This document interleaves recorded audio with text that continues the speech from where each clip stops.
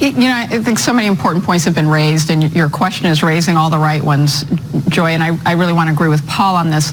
What's going on here is that, first of all, we're confused about what impeachment actually is. Yes. So let's start with the fact that what everyone has said about the process is it is supposed to be a process of investigation. That's how the Constitution set it up. You're not supposed to know where the plane is going in order to land it, right? I mean, you have to fly it. You have to. It's a process. Yeah. But it's also a process that's political. It isn't just legal, and it's not just criminal. Yep. And this is a point that we're all needing to elevate.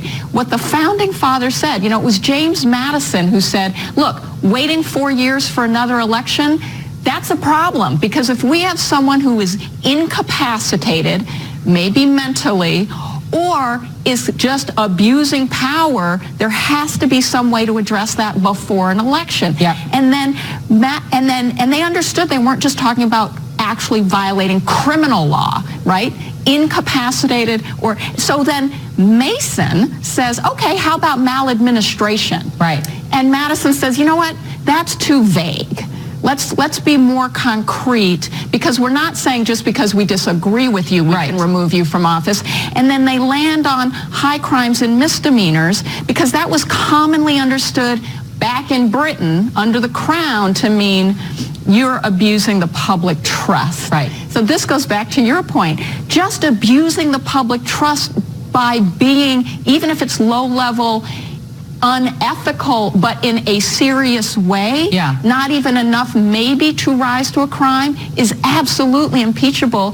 It was Hamilton, if anyone wants to go and read it, Federalist Papers 65, where he said, if you are engaging in misconduct, that's not necessarily a crime, or just abusing the public trust.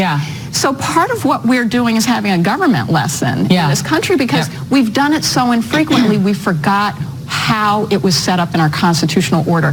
I also think, though, the Democrats are absolutely right to pursue obstruction, because, frankly, the frustration from a legal standpoint is that Robert Mueller could have put it over the finish line. He just chose not to, because of that Office of Legal Counsel memo, because he was saying it's your job to put it over the finish line. Because what Robert Mueller said was substantial evidence, substantial evidence, substantial evidence. To the point where over 1,000, I think, and counting, former U.S. attorneys said, that would, I'd prosecute that case. And so